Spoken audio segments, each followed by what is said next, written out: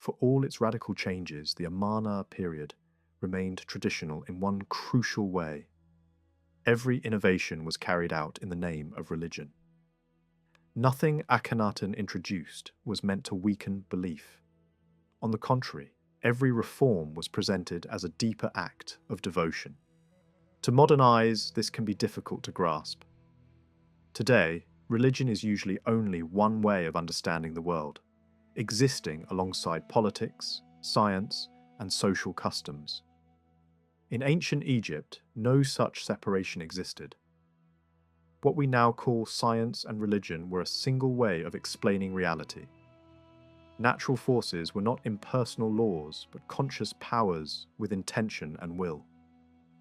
The sun, the sky, the earth, the air, the flood of the Nile, life, order, chaos, and kingship were all understood as living forces acting through divine personalities. The intellectual shift of the Amarna period challenged this ancient worldview. Instead of a universe governed by many divine forces, Akhenaten promoted a vision centered on a single, all-encompassing principle of life. This principle was described as the only God, with no equal beside him. This idea did not appear suddenly. Long before Akhenaten, Egyptian thinkers had already begun to imagine that all creation ultimately flowed from one supreme creative power beyond the visible world.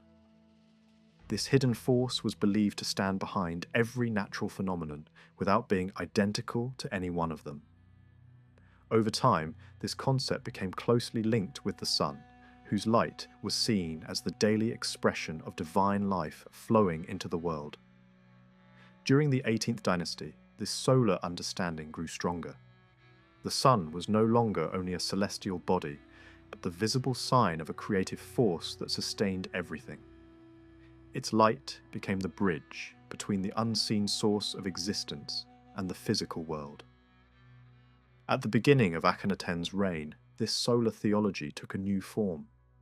The traditional focus on earlier solar gods was reshaped into a more abstract vision. The sun was no longer important merely as a god among gods, but as the source through which life itself entered the universe. The emphasis shifted from divine personalities to the power that animated them. At first, this god was still represented in familiar ways, using traditional human and animal imagery. But within a few years, these images disappeared. What replaced them was something entirely new. The sun disk, shown only as light extending outward in rays. The figure of the god vanished. What remained was the force itself. This change was deliberate. The new belief did not center on the sun as an object, but on the light that flowed from it. Light was not treated as a symbol, but as the fundamental energy of life. The rays seen in Amarna art were not meant to be worshipped visually. They served as a way to express an invisible power made visible. For a time, older beliefs were tolerated, but gradually references to other gods faded from official records. Eventually, they disappeared entirely. The new theology declared that no other divine powers existed. Names associated with earlier traditions were removed from monuments across the land. Even the language describing the god changed.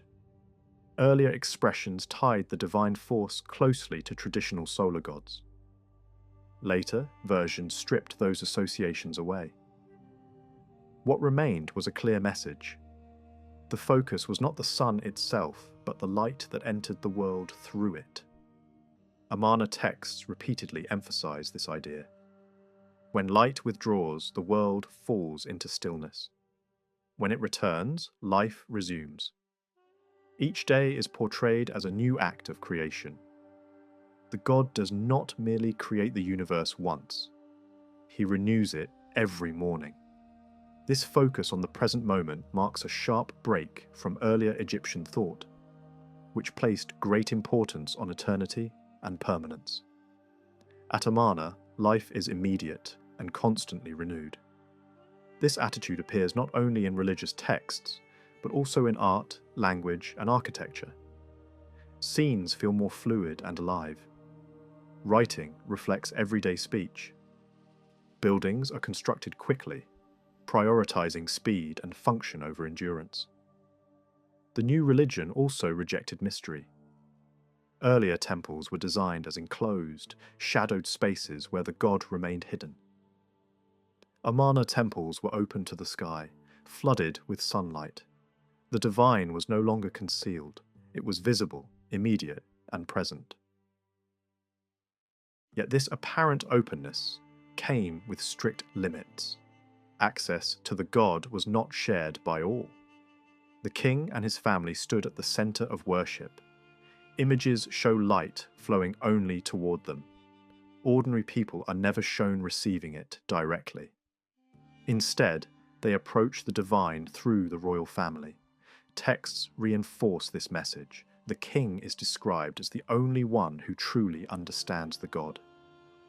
Knowledge of the divine is not universal. It is concentrated in a single individual.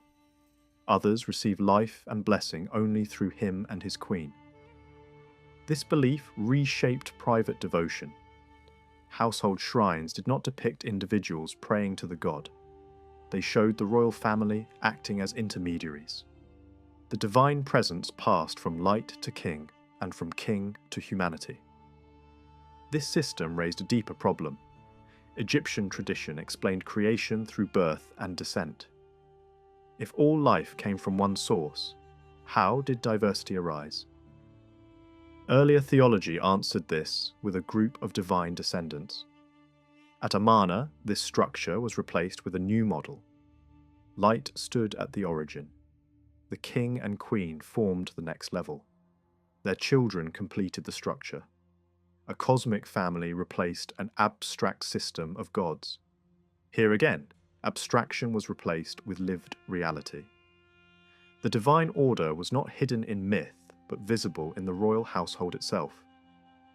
The texts make it clear that this theology did not emerge from collective debate. It came from the king alone. He presents himself as the source of teaching, the bearer of truth, and the judge of understanding. Those who accept his vision are rewarded. Those who reject it face opposition. After his death, the system collapsed. His name was condemned. His city was abandoned. His religion disappeared almost completely. To later generations, the experiment may appear bold and visionary. Modern thinkers have often praised it as a precursor to later ideas about unity and monotheism. But for the people of Egypt, it failed to replace what it destroyed. The older religion offered richness, variety, and emotional closeness. The new belief offered clarity but little comfort.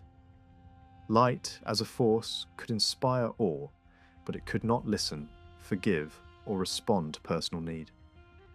It explained the world, but it did not embrace it. Among the daughters of Amenhotep III and Queen Ti, one carried a name loaded with meaning. Isis, also known as Aset. The choice was not casual. It tied the princess to the most famous divine wife in Egypt's sacred stories, a figure associated with protection, loyalty, and the restoration of order after catastrophe. What survives from the period suggests that this princess did not remain in the background. Her name appears in forms normally reserved for the highest level of royalty, and she is linked to titles that imply a status unusually elevated for a king's daughter. In surviving royal imagery, she appears performing gestures that were more than decorative. Objects connected with palace culture show her and her sister Taneb presenting symbols that carried a clear message: long life, lasting authority, and continuity for the royal pair at the top of the state. In other scenes, they appear in ritual performance, using sacred instruments, whose sound was meant to purify space and honor divine power, acting almost like living extensions of court ceremony itself. Another princess, Nebet-Ah, remains far more shadowed. Her name is built from a phrase that evokes palace space and royal dwelling. as if her identity were designed to signal belonging to the inner rooms of power. Yet compared with her sisters, she barely appears in the record.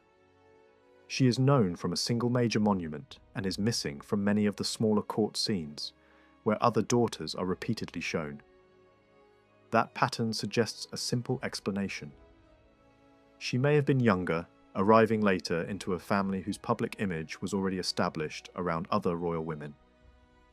Whatever the reason, she stands as a reminder that even in a period rich in surviving material, some individuals remain almost silent, known only by a name and a brief appearance.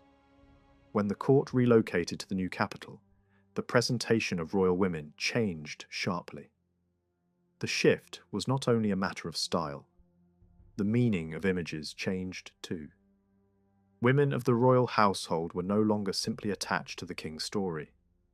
They were turned into central figures within the new religious vision, depicted with a distinct presence and even a recognizable identity that the public could instantly read. At the center of this new world stood the great royal wife, Nefertiti. The name that later ages remember is only part of how she was known in her own time. Her public identity expanded into a longer royal form that tied her directly to the new divine focus of the age. This expanded name appeared early, even before the king's own transformation of titles, reached its full public form. Her appearance in official art evolved in parallel. In the initial years, she could still be shown in crowns and symbols that echoed older queens and older goddess associations, drawing on familiar imagery that Egyptians had recognized for generations. But after the move, she becomes visually unmistakable. A new kind of headpiece dominates her portrayal, a form strongly associated with her and with no obvious precedent among earlier royal women. It becomes a sign that she has stepped into a special role, one that is not merely ceremonial, but ideological. In ritual scenes, her presence is not minor. She appears performing offerings and sacred actions with a frequency and prominence that goes far beyond what earlier queens typically received. In certain temple decorations, her figure can dominate entire stretches of carved imagery, suggesting that her participation was considered essential. This level of emphasis helped fuel later speculation about her influence within the revolution itself. Yet the more cautious reading is that her prominence reflects the logic of the new system. If the king was presented as the primary human link to the divine power, then the queen, shown as his closest partner, had to be visually elevated as well. Questions about her origins have never disappeared.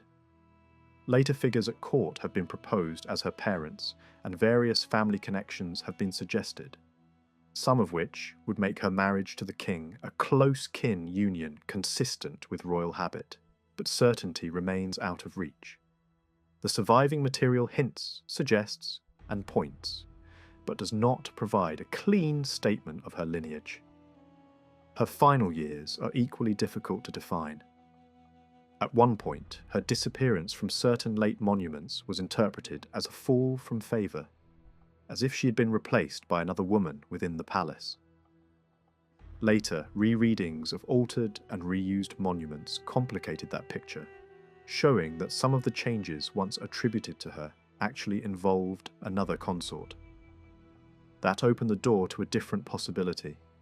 Absence from the record may not indicate disgrace at all, but a change in status, perhaps connected to the highest level of royal power sharing.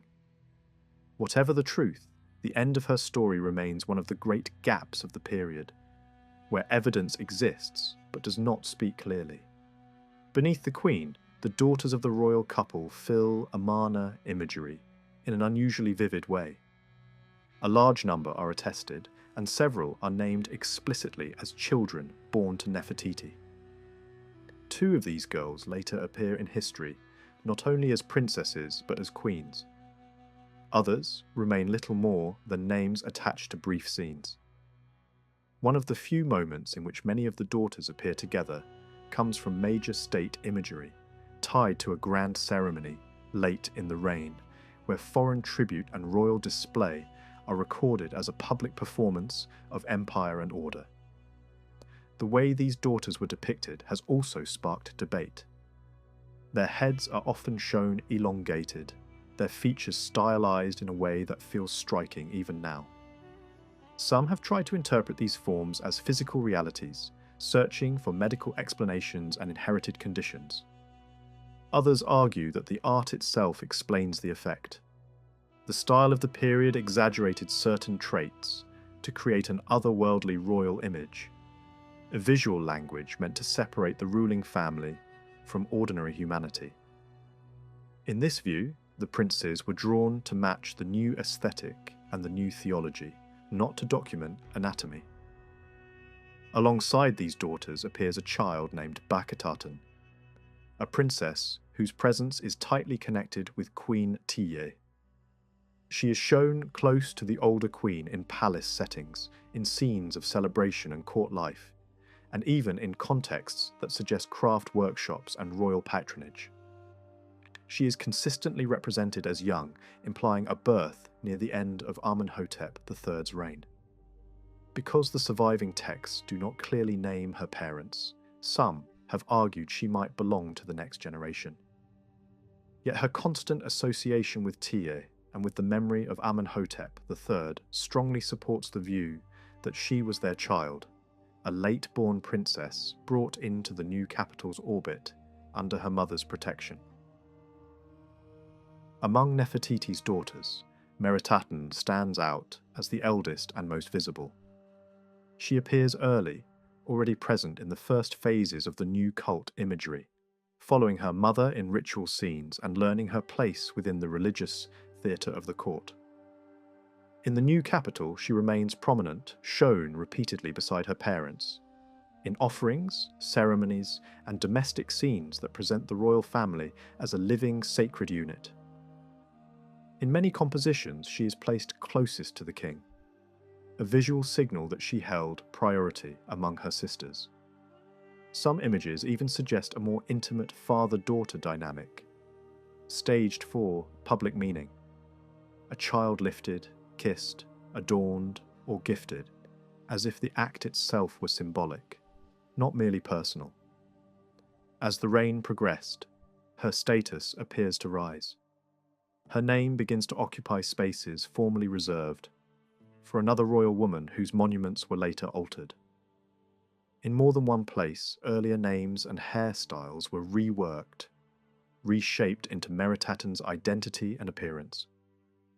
Eventually, she is clearly treated as a queen in the visual and textual language of the time.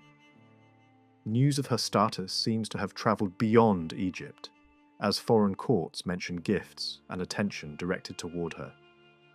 Yet her later fate remains uncertain. Names of possible husbands appear in ways that hint at political arrangements at the end of the reign, but the record never settles the question in a straightforward way. After the collapse of Amarna's system, her trail fades, and even her burial place is unknown. Nefertiti, another daughter, appears widely in the imagery of palace and tomb. Her story becomes particularly dramatic because of what is shown in the royal burial complex, a scene suggesting death within the household, with a child carried from a chamber where a royal woman lies. This has encouraged interpretations that she died during childbirth, though the evidence can be read in more than one way. What remains clear is that she was buried within the royal tomb at the new capital, anchoring her fate to the city AKHENATEN built.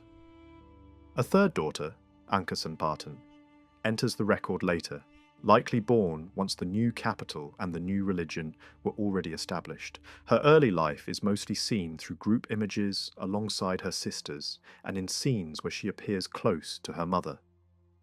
A rare detail survives that humanizes her existence: the name of her nurse. Even small traces like that show how the royal household at Amarna was portrayed as a complete world, with attendance, rituals, and daily life folded into official art. Her later life becomes one of the most debated stories of the dynasty. As the old religion returned and the royal names changed with it, she took a new name aligned with traditional belief, and she became the wife of the young king who attempted to restore stability after Amarna. She appears often in his monuments and objects, suggesting she held public importance. But the true storm gathers after her husband's death, when a set of diplomatic messages describe an Egyptian queen reaching out to a foreign king and asking for a prince to marry her. The move would have been shocking in Egypt's political culture, and the identity of this queen has been argued for generations. Several women have been proposed, but the widow of the young king remains a leading candidate in many reconstructions. The letters speak of refusing marriage to a servant, a phrase that may point toward a powerful court official who later took the throne. If a forced marriage occurred, it left little public trace. After that moment, she disappears, swallowed by the silence that often follows dynastic crisis. The younger daughters carry names that echo their mother and the cult language of the age. One appears early enough to be tied to the earlier phase of the religion's official titles. Another is known mainly by her position in the procession of sisters, and by rare scenes where she is still small, sometimes shown in intimate domestic settings. The youngest, Setepen-Re, appears only briefly and seems to have died young. The pattern suggests loss within the royal household, whether through illness, instability, or the harsh reality of life even inside palace walls. Some have proposed wider outbreaks of disease as a possible context, but the evidence does not allow a single clear conclusion. As the Amarna period neared its end, additional younger princesses appear in damaged or altered texts. Their very existence remains uncertain, and their parentage is debated. These names may represent real children born late in the dynasty, or they may be the result of reconstruction errors and fragmentary sources. Still, the fact that such figures appear at all reflects the confusion of the period's final years, when titles, roles, and even identities could shift in the struggle to maintain legitimacy. Beyond the Egyptian-born women, the royal household also included foreign princesses brought to Egypt through diplomacy. These marriages were not romantic.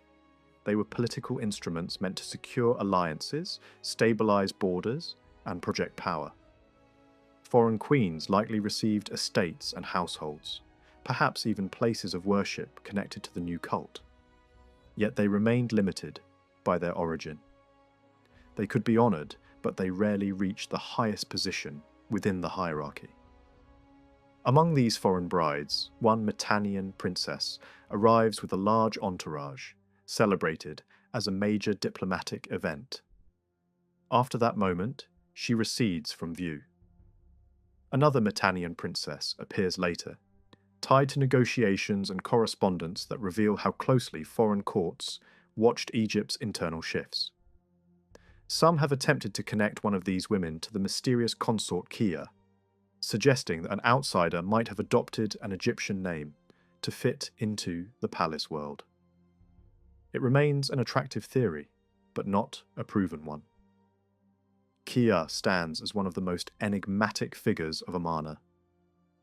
For a long time she was barely known, and then a small group of inscribed objects brought her name into focus. From that point, she became central to attempts to reconstruct the hidden dynamics of the court.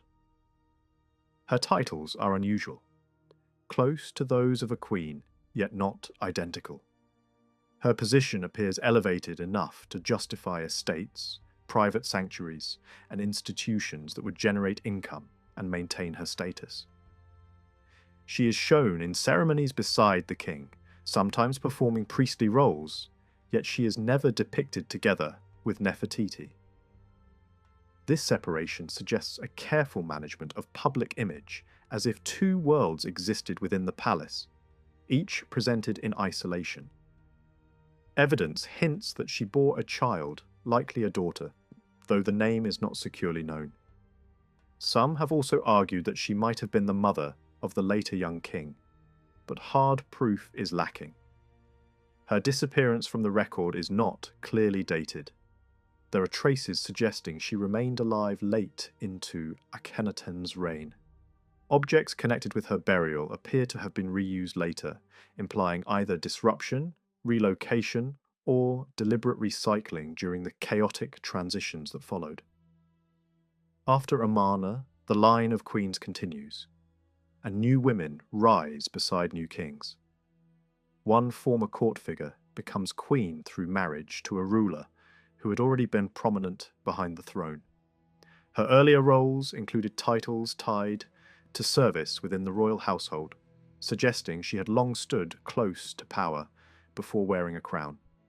Another queen, Mutnejmet, appears first as a sister of Nefertiti in the Amarna record, accompanied by signs of high status within the court.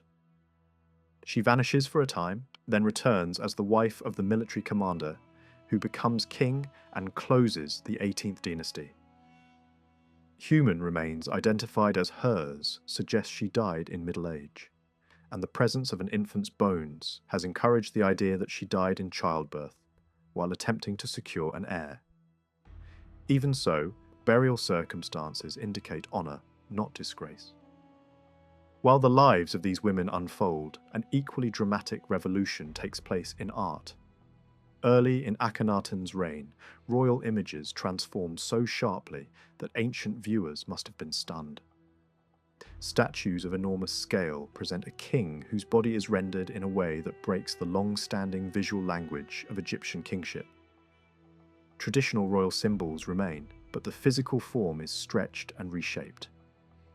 Limbs appear elongated, the torso altered, and the face rendered with an intensity that feels almost unsettling. The effect is not simply stylistic experimentation. It communicates an idea: the king as an extraordinary being, marked by a nature that exceeds ordinary human limits. In these early images, the queen's face often mirrors the king's. The similarity is striking, and it differs from earlier traditions where queens retained more distinct features. This resemblance can be read as a statement of theology and power. If the king is presented as the human channel between divine force and the world, then the queen's likeness to him may be a visual claim that she shares in that role. It is the language of sacred authority expressed through faces. For decades, observers tried to treat these images as literal portraits, searching for physical explanations, even illnesses that might account for the unusual forms. Another interpretation offers a more convincing lens. The distortions were deliberate, not accidental, designed to reject earlier artistic norms and create a new royal identity suited to a new religious age. Egyptian artists already had a visual toolkit for depicting the unusual. In earlier periods, certain features were used to mark outsiders, the aged, or the strongly individual. Hollow cheeks, pronounced bones, heavy-lidded eyes, and sharply defined lines could signal that a figure was different. In the early Amarna years, these devices were applied to the royal family itself, turning king and queen into beings visually set apart from ordinary society. As the reign progressed, the king's public identity changed in language as well as image. He abandoned the traditional name tied to older belief and adopted a name aligned with his new god. In the same period, he made the bold decision to leave the old religious centre and build a new capital in Middle Egypt, a city dedicated to the Aten and designed as the political and spiritual heart of the new order. The reasons are not recorded clearly enough to reconstruct with certainty, but the move suggests intense pressure and conflict that could not be resolved within the established system. Yet, the relocation also appears to have achieved its immediate aim. For a time, the state remained stable, and the new regime was able to function without open internal collapse. Along the limestone cliffs that framed the new capital, a series of boundary monuments were cut directly into the rock. These markers were not simple signs on a map. They were statements of ownership, destiny, and sacred intention. Each one helped define the limits of the city's land and fixed the founding moment in permanent stone. The texts recorded the formal ceremonies that established the site during the 5th year of the reign, then described a renewed commitment, sealed by oath, the following year. Even after that, the wording did not remain static. Changes and refinements were added later, suggesting an ongoing effort to shape how the city's purpose would be remembered. The Queen's presence was not peripheral in any of this. She appears as part of the official narrative, presented as a consistent participant in the rites that claimed the landscape for the new order. The boundary texts also preserve a striking sense of tension beneath the surface of royal certainty. They read not only like announcements, but like rebuttals carved in advance. The king's message insists that no one, not even the chief wife, should propose an alternative location. The same warning is extended to high officials and courtiers, as if the choice of site had prompted debate, resistance, or at least persistent doubt. The result is a rare glimpse of something human inside a monumental program. Disagreement implied, then silenced by turning it into doctrine. With the location declared, an enormous project began at speed. A new royal residence was needed, along with the administrative core of the state, and a religious centre designed to embody the new devotion. Within only a few years, an entire city had to rise from the desert edge. Temples, ceremonial courts, palaces, offices, storerooms, workshops, and housing for a vast population of officials, artisans, servants, and labourers. The pressure on the people who designed and decorated these spaces must have been extraordinary. Yet the outcome was not merely functional. The building campaign became an explosion of invention, producing a creative energy that is difficult to match in the ancient world. The city's spine was a broad processional avenue running north to south, a ceremonial artery that connected the major religious and official zones. Along this route, the royal court could move publicly in chariots, turning travel itself into performance. Near the centre stood the main sacred spaces devoted to the Aten, placed prominently to anchor the city's purpose in daily ritual. On one side of the avenue were the principal sanctuaries. On the other side stood a complex of grand buildings facing the sacred precinct, arranged so that architecture, movement, and ceremony reinforced each other. The exact role of the Great Western Complex has long been debated because its scale and design resist a single label. Earlier, observers treated it as a palace in the familiar sense, an administrative and domestic residence enlarged for royal needs. Later interpretations split the complex into different moods and purposes. Portions built in brick and richly painted suggest a more private and intimate setting, spaces that may have supported daily court life.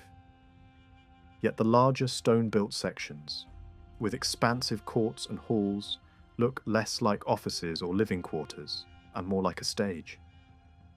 Their size and symbolism point toward ritual, jubilee celebration, or formal events designed to proclaim the new ideology. Rather than serving only as a place to live or govern, this complex appears to have functioned as a ceremonial environment, a lavish space where receptions, public gatherings, and religious display could merge into one controlled spectacle. Inside the stone sections, the decorative program pushed the message further. Large statues of the king and queen stood at a scale meant to overwhelm ordinary visitors. Railings and balustrades were carved and polished to imitate precious materials, suggesting an aesthetic of luxury, even when the base stone was local. The walls carried reliefs and vivid inlays that caught the light, turning architecture into an instrument of visual persuasion. Doorways and major passages featured carved images that presented the king in powerful symbolic roles, including as a sphinx, a form associated with guardianship and dominance. Columns throughout the complex, in both stone and brick areas, displayed scenes of the royal family making offerings to the Aten. These repeated images were not random decoration. They functioned like a continuous statement that the buildings existed primarily to serve the new sacred order. Fragments from this decoration preserve the distinctive Amarna look. The queen and her eldest daughter appear with facial traits that echo the earlier experimental works produced before the move. Hollowed cheeks, narrow eyes, and a mouth emphasized almost beyond natural proportion, combined with an elongated neck that seems deliberately unnatural. The princesses are often rendered with similar heads and faces, linking them visually to their mother. Yet the carving style of the new city differs in mood from earlier versions of the same aesthetic. The figures are less sharp-edged and less rigid. Their forms are rounder, their outlines softer, their features more alive. Compared with earlier reliefs produced in the southern capital, these works feel less angular and less severe, as if the same revolutionary language has been given a new accent. Such a stylistic shift suggests that new groups of artists were at work, trained in different traditions. The move to Middle Egypt did not only relocate the court, it reorganized the workforce of creation. Workshops had to be established, and skilled hands had to be gathered quickly. It is likely that local artisans from nearby cities were drawn into the project, bringing with them a regional approach to carving and form. At the same time, craftsmen from the Northern Administrative Centre near the Delta appear to have been summoned as well. There are hints that relief work from northern regions, even from earlier decades, already favoured more rounded shapes, more fluid contours, and a livelier sense of the body than the sharper and flatter styles common in the southern capital. When those northern tendencies entered the Amarna workshops, the result was a version of the new art that retained its strange features, but expressed them with more warmth and tactile depth. Evidence for this northern influence can be seen in fragments that preserve the queen's wig and upper body, with strong three-dimensional modelling. The curls are smaller and more intricately treated. The surfaces catch light in a way that suggests careful attention to texture and volume. The ear is rendered with fleshy realism rather than schematic outline, and even small details such as the band across the wig are treated as living material rather than simple line. The overall effect is more physical, less abstract, and more sensuous than earlier works that can feel intellectually controlled and visually dry. On the eastern side of the main road, within the great sanctuary, statues of the royal couple were installed in different stones, placed to inhabit the sacred space like permanent participants in ritual. They showed the king and queen seated, standing or kneeling, sometimes holding offering trays as if embodying abundance and renewal. Other figures were designed as supports for large inscribed slabs carrying the Aten's names, merging sculpture and proclamation into a single object. The faces preserved in fragments show that the earlier harsh conception of royal features was reshaped here too. The bold nose and mouth remain, and the characteristic lines that run from the nose toward the corners of the mouth still appear. But the overall handling is less mannered. The features feel more organic. The earlier artificial intensity is softened into something more human in its physical presence, even if the style remains unmistakably Amarna. Among the most remarkable achievements of this early phase are sculptures of royal women that surpass ordinary court portraiture. One surviving torso, carved in dark stone, depicts a young female with a narrow waist and small chest combined with a strongly emphasized lower body. The belly, hips, buttocks, and thighs are rendered with an almost startling fullness, especially when seen in profile. The choice is striking because it does not match the usual ideals of late New Kingdom elegance. It feels archaic, almost as if an ancient memory of fertility images has resurfaced inside an avant-garde court style. When compared with slightly earlier female statuettes from another royal context, it becomes clear that full bodies were not unknown, but this sculpture pushes the idea further, turning it into a bold statement rather than a gentle variation. The clothing is treated with extraordinary care. The figure wears a thin linen garment and, over it, a delicate wrap whose pleats and fringed edges are not merely described but visually performed. The fabric clings so closely in certain areas that it creates the illusion of bare skin beneath, while elsewhere the pleats shape the body through a web of lines that guide the viewer's eye. The shawl crosses the upper torso diagonally, folds and overlaps around the hips, and is secured by a knot placed with deliberate emphasis. The artist seems to have taken the famous Egyptian skill in linen and exaggerated it into a visual strategy. Fabric becomes a tool to reveal flesh, movement, and form. The pleats are not only decoration, they function like a pattern that frames the body's curves, turning dress into design without losing the sense of softness and weight. The pose adds to the impression of controlled movement. One leg steps forward slightly, suggesting motion frozen at the threshold of action. The missing arm likely reached outward, a gesture that implies the figure was once part of a group, rather than a solitary statue. In Egyptian stone sculpture, outstretched arms often require supports, and this figure shows signs that such engineering was used. That technical reality points toward a planned ensemble where figures interacted physically, touching or linking in a way that stone usually avoids. The gesture is especially associated with princess statues, and the surrounding iconographic clues reinforce that possibility. Certain royal markings commonly placed on queens are absent here in ways that would be unusual if the figure were meant to represent the great royal wife.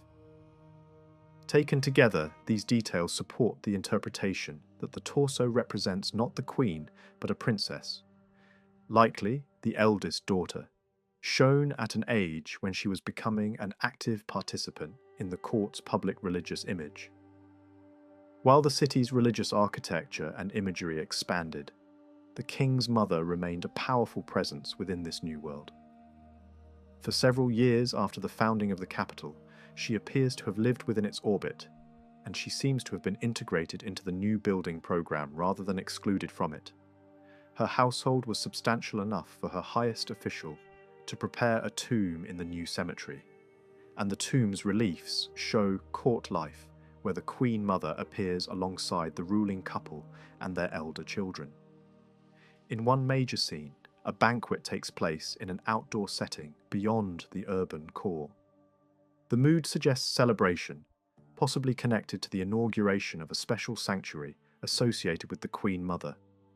In that same environment stands a small child princess closely attached to her, a young figure whose repeated proximity hints at family connection and late birth within the previous reign. These female-linked sanctuaries, often called sunshades in later scholarship, remain unusual and somewhat enigmatic. What can be said with confidence is that they were sacred spaces where daily offerings were made in connection with solar devotion. At the new capital, they appear repeatedly in association with royal women, and they often seem to include landscaped features that evoke nature. Gardens, trees, flowers, water, and the sense of cultivated life. These elements fit the logic of the Aten cult, where light and the living world it nourishes are central themes. Whatever the precise meaning of the institution, the pattern is clear. The Queen Mother was not merely surviving in old age. She was woven into the religious and ceremonial life of the capital. Many surviving images portray her with an official courtly style. A youthful roundness, large almond-shaped eyes, a small mouth, and an enveloping wig that frames the face like a statement of rank. The profile often shows chin, mouth, and nose projecting forward in a standardized manner that appears in royal images of the period and even in portraits of high officials. It is a controlled public face, polished and consistent, suggesting the creation of a recognizable state look for elite identity. Yet other portraits present a markedly different impression. One small head from a remote sanctuary site shows a more severe expression, the mouth fuller and more naturally curved, but with corners turned downward, lines carved strongly at the edges, and subtle folds that give the cheeks a heavier, more mature presence. The effect is not harshness for its own sake, but determination. The face suggests willpower and experience rather than ceremonial sweetness. An even more famous small wooden head pushes this realism further. Though tiny in scale, it carries a psychological force that has made it unforgettable. The woman is shown beyond middle age, without the flattering smoothing of official portrait style. The bone structure is strongly emphasized. The eyes appear tired, heavy-lidded, and deeply set. The mouth and nose remain fleshy and prominent. But the chin droops with age, deep grooves run from the nostrils toward the mouth, and subtle folds along the neck and beneath the jaw evoke sagging flesh with startling restraint. There is an asymmetry in the eyes and eyelids that produces an almost lifelike tension, as if the face is caught between authority and fatigue. The expression reads as resignation shaped by experience. For a long time, this head was linked to a royal residence because it was acquired together with objects bearing royal names. That association encouraged the idea of a late-life palace where the Queen Mother lived out her final years. Closer examination weakened the palace interpretation. The excavated architecture lacked typical palace features, and many of the associated inscribed objects appear religious or funerary in character rather than domestic. The picture that emerges is different, not a retirement residence in the modern sense, but a cult setting connected with the deceased king, where offerings in the Queen Mother's name had a ritual purpose. Within that context, the identification of the head as the Queen Mother remains the most plausible conclusion, not because of a palace story, but because of its environment and its royal connections. Modern scanning technology has revealed that the head once formed part of a composite statue made from different woods and covered with precious metal. What survives today represents a later altered version in which the face and neck remained largely untouched, while the upper head was changed. Beneath later coverings, a silver headdress once wrapped tightly around the skull, secured by fasteners of precious metal. Gold elements enhanced the forehead and temples, and multiple cobra ornaments were attached to the head, their bodies and tails arranged across the crown and down the sides. Ear ornaments combined gold with deep blue stone, creating a rich contrast against the silver surface. Even where corrosion has darkened the metal, traces remain that hint at the original brilliance. The face itself was heightened by carefully chosen materials and colour. Dark inlays for brows and eyelids, pale stone for the whites of the eyes, and glossy dark material for pupils. The lips were painted red. The neck shows evidence that the figure once wore a broad collar, likely richly inlaid as befitted a royal woman of the highest rank. The total effect, when imagined complete, must have been dazzling. A lifelike face emerging from a crown of silver and gold, a blend of realism and luxury meant to declare both humanity and authority. The most puzzling part of the object's history is the later addition of a brown cover that dulled much of this splendour. It hides the silver and disrupts the intended brilliance, raising the question of why such a change was made at all. Whatever the reason, the alteration transformed the way the piece is experienced today, turning a masterpiece of precious materials into something more muted, even secretive. yet the face still speaks through the modifications. In its lines, asymmetries, and restrained naturalism, it preserves a powerful portrait of a royal woman, remembered not only for her position, but for the weight of knowledge and experience she carried in a time of radical change. Tests suggest the later covering on the wooden head was made from a mixture of linen, wax, and adhesive. In its first altered state, this coating did more than protect the surface. It deliberately hid the original silver kerchief and every piece of its splendour, the gold banding, the cobra ornaments, and the refined ear jewellery. The transformation was not subtle. A completely different royal look was imposed on the head, one built around a familiar feathered crown associated with queens. The circular base of that crown can still be traced on the top of the brown surface, and the remains of the fitting piece that once secured it are still visible. After the change, the rest of the surface was given a new skin. Small blue glass beads were pressed into the glue while it was still soft, creating a dense, shimmering blue layer. That would have produced a very different visual impact from the original version. Instead of the bright flash of silver and gold, the head would have appeared as a darker, more restrained blue form, still glittering, but quieter, like a controlled glow rather than an open display of wealth. The change also altered the head's balance and proportions. The tall feathers rising above the crown would have shifted the silhouette upward and made the face seem smaller by comparison, as if the head had been visually compressed beneath the height of the headdress. A separate piece of a queen's crown, made from the classic combination of horned elements, a sun disk, and feathers, was acquired along with the group of objects said to be connected with the head. It may well belong to the same reworked arrangement, a surviving fragment from the later design. This feathered crown look was the version most people recognized, both before the Amarna era and during it. It is the image that appears repeatedly in official scenes, where the Queen Mother is shown in ceremonial contexts. The most noticeable difference in the second version of the wooden head is not the crown itself, but the hair beneath it, a rounded wig rather than a longer layered style. That rounded wig is uncommon in depictions of the Queen, yet it does exist in royal art from the previous reign, where her face appears unmistakably beneath a similar cap-like hairstyle. In other words, the revised head did not invent a random appearance.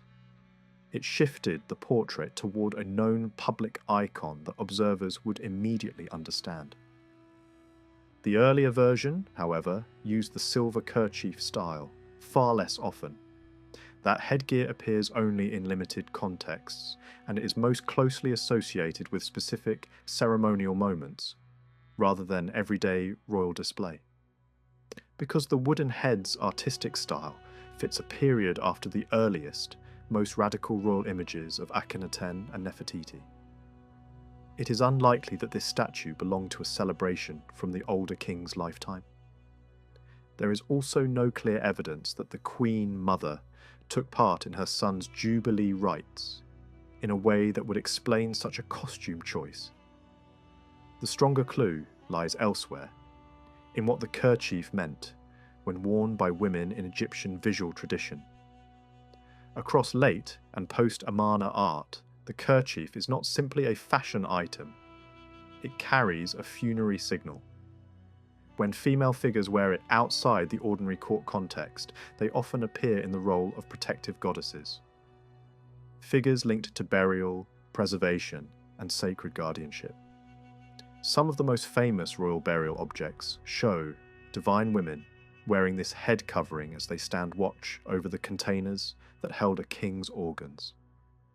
In that setting, the headdress is not decorative. It is a coded sign that the figure belongs to the world of death ritual and protection. That meaning changes how the first version of the wooden statue can be understood.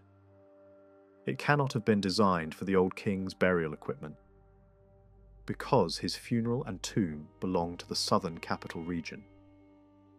But evidence points to a cult deceased king in the area where the head was found. In that context, a statue of the Queen Mother could have served as part of ritual devotion to the dead ruler.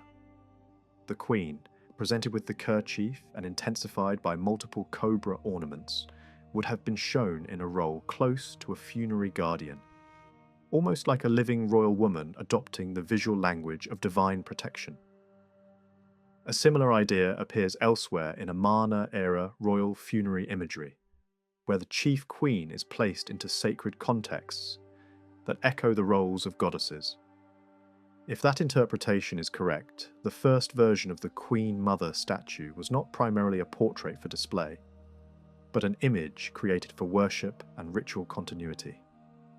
The later conversion into a more conventional, crowned appearance makes sense in a different political climate. After the Amarna experiment collapsed and traditional religion reasserted itself, the close blending of queens and funerary goddesses may have become unacceptable. A statue that presented a royal woman in a strongly divine protective mode could have been altered to fit a more orthodox visual language, still royal, still prestigious, but no longer so directly aligned with the iconography of protective burial deities. In that light, the shift from hidden silver and cobra regalia to a blue-beaded crown and familiar queenly form looks less like simple repair and more like ideological editing. Another extraordinary example of early Amarna craftsmanship survives in a fragment carved from yellow jasper. Its original discovery place is unknown, but the style has long pointed toward Amarna as the most likely source, even though other regions were capable of working hard stone as well. What remains is only a section of the neck and the lower face, chin, mouth, and part of the upper lip.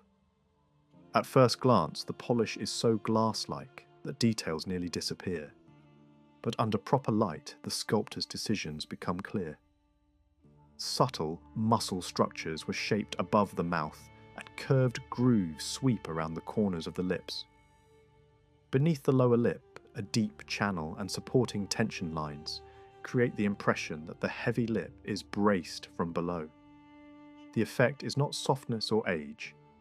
It is strength, controlled force in the muscles, like a face set in determination. This is not the same mood seen in the wooden head of the Queen Mother, which emphasizes tiredness, sagging flesh, and the weight of experience. The jasper fragment shows tight musculature, a powerful jaw, and a forward-driving chin. Even the mouth sits unevenly, with one corner slightly lower than the other, adding an unsettling individuality. The lips are full and sensuous, yet constrained by sharp edges, as if beauty and willpower are held in tension. Whoever this woman was, the portrait does not aim for meek grace. It aims for presence. Over time, scholars moved between identifying the fragment as the chief queen or as the Queen Mother, often based on comparisons of facial fullness and neck shape. Yet the differences between this jasper face and known images of the Queen Mother are not small. The Queen Mother's mouth is usually defined by corners that turn downward, suggesting maturity and gravity. The jasper mouth does not droop in the same way, and it lacks the vertical marks that typically sit beside the lips in her portraits. Her chin tends to be pointed, while the jasper chin is squared and assertive. Her neck often narrows toward the jaw, while the jasper neck reads as straighter and more column-like. The deeper issue is character. By the time Amarna was built, the Queen Mother was already an older figure, famous for wisdom and authority. The jasper fragment, by contrast, projects youth, vitality, and striking sensual appeal. That raises an uncomfortable question. Would the court have chosen to portray the king's mother in this way? Despite the uncertainty of identity, certain things can be stated with confidence. The subject was female. Yellow tones were traditionally associated with women's skin in Egyptian art, and royal female images were sometimes rendered with similar coloration, even during the Amarna period. The subject was also royal. The stone itself announces that jasper was not used casually. The construction technique reinforces it as well. The back of the fragment preserves a deep, fitted channel designed to receive a joining piece, showing that the head once belonged to a composite statue assembled from multiple materials. That join system also rules out many popular reconstructions. A fully carved neck and head in a single block would not have needed such a fitting channel. So many imagined crown shapes become unlikely. Once those reconstructions are removed, only a small set of headdresses remain plausible. A kerchief-style head covering is one possibility, especially since similar headdresses on royal figures sometimes sit far enough back to leave the neck visible. There is also evidence that statues of the chief queen in such a head covering existed. That means an identification with the chief queen cannot be dismissed completely. But another hairstyle may fit the fragment even better. A Nubian-style wig, shaped to end in pointed tips near the collarbones. At Amarna, this wig appears everywhere, on men and women, commoners and royals, queen and princesses.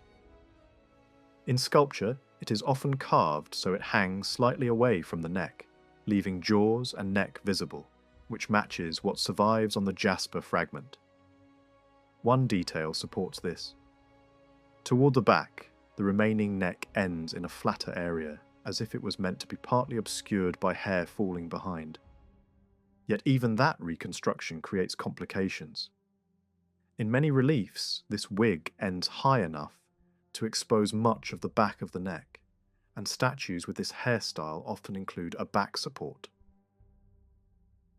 Composite statues typically avoid certain support structures, which makes the engineering harder to picture. Still, there are examples where the wig falls lower at the back, and that would solve the problem. If the jasper head wore such a wig, then the next question becomes unavoidable. Which royal woman was most strongly associated with it? One candidate stands out.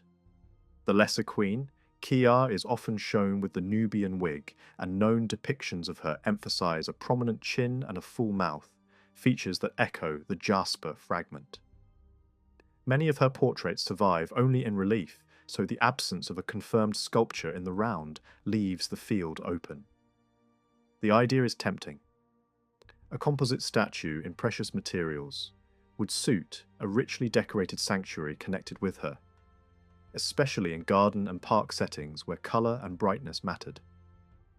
There are also traces of head fragments and stone inlays found in one such precinct that resemble the style and craftsmanship seen in the jasper piece.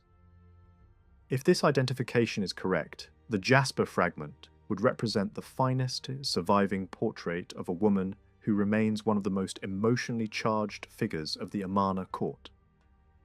The fragment also hints at a broader shift in royal female imagery. Early in AKHENATE'S reign, royal faces often carried a drooping lower jaw and a softened downward pull of the chin.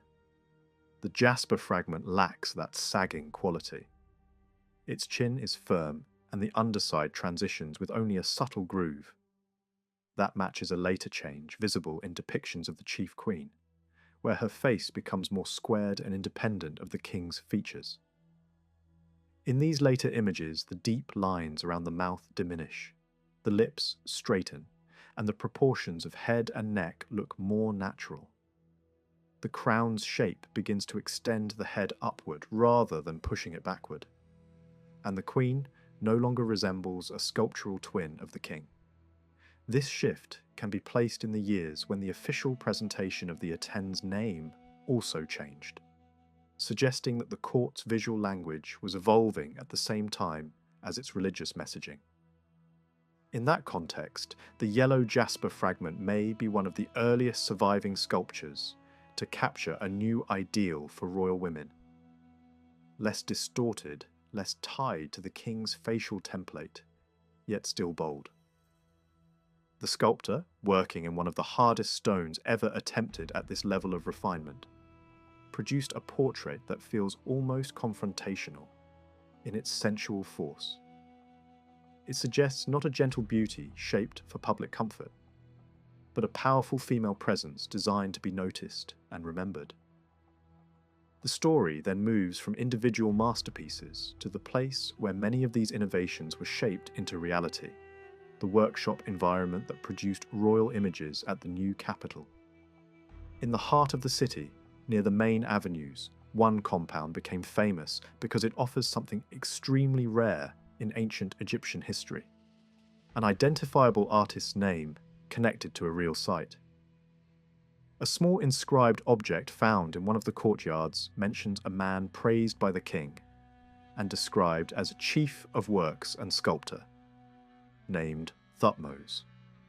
The presence of horses and chariot equipment suggests the owner was not an ordinary artisan but a person of status, likely the head of an establishment rather than a simple employee. That makes him one of the few Egyptian artists whose name survives with a physical workplace that can be traced. To understand what this means, it helps to remember that Egyptian artists were not independent businessmen in the modern sense. They were usually attached to the state or to temple institutions, ranked within bureaucratic systems and assigned to official building projects. Their titles described where they stood in a hierarchy rather than advertising a personal brand. In the new capital, art and craft production could also be organised through administrative supervision. A tomb scene from the period shows a master sculptor correcting work while assistants obey, but the compound itself is shown under the command of a high-ranking court official, not an artist. The official stands with scribes and subordinates, described as the one who assigns craftsmen.